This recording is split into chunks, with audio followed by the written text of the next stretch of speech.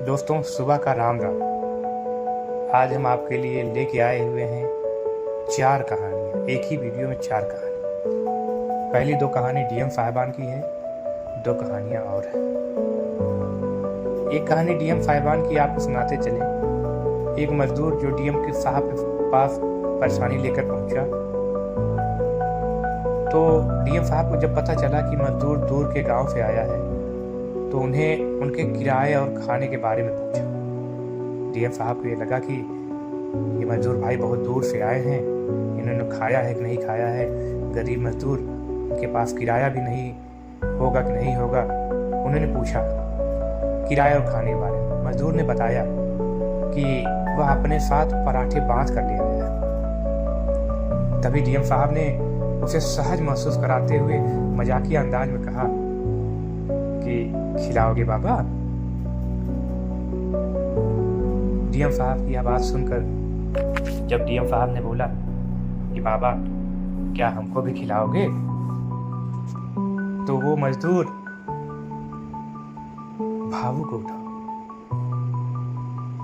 और वो मजाकिया अंदाज उसको ये लगा होगा कि साहब हमसे मजाक कर रहे हैं।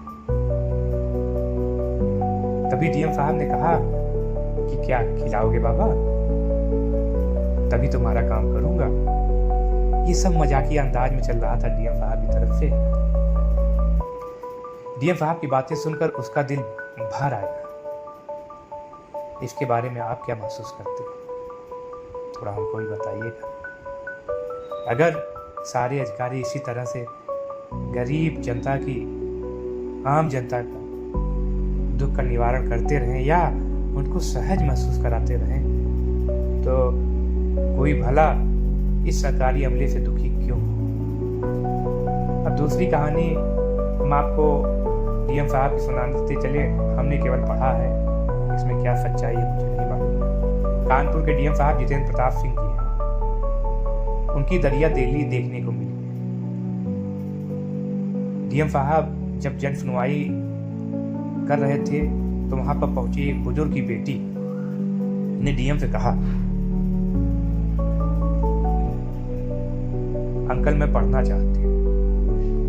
देखिए, कोई ऐसे नहीं बोलता है, उसको कहीं ना कहीं से ऊपर वाले की प्रेरणा मिलती है कि तुम्हें ये बोलना है।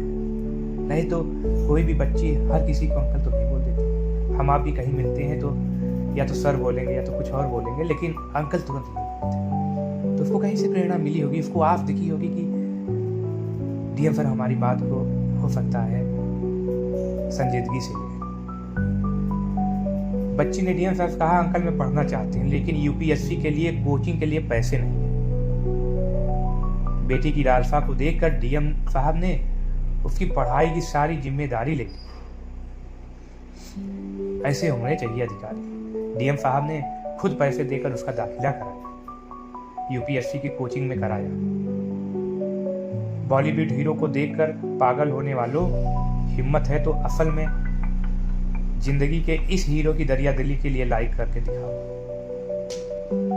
सही लिखा हुआ है कि आप एक बॉलीवुड और भी न जाने कहां कहां की चीजें देखकर खुश होने वाले ऐसे अधिकारियों के ऊपर अपनी कमेंट और लाइक करके दिखाओ कि ऐसे अधिकारी होने चाहिए।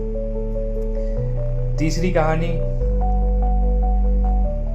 एक जबरदस्त जोक है। एक 100 साल के बुजुर्ग दारू पी रहे थे। किसी पत्रकार ने प्रश्न किया, बाबा जी क्यों पीते हो? इससे लीवर खराब हो जाता है, आदमी जल्दी मर जाता है। बुजुर्ग बाबा बोला, क्या करूं बेटा, आदत पड़ गई है, शराब पिए बिना चैन नहीं आता। पत्रकार, आपको कोई टोकता नहीं? बाबा, बेटा क्या बताऊं, जो लोग टोका टाकी करते थे वे सब ऊपर चले गए। आज बहुत दिनों बाद तुमने टोका है, अपना ध्यान रखना। चौथा जोक्स, सेनेगल के युवा राष्ट्रपति बासिर डियोमाए फे ने कहा, मैं आपके दफ्तरों में अपना फोटो नहीं देखना चाहता, क्योंकि ना तो मैं भगवान हूं और ना ही कोई आई कार्ड।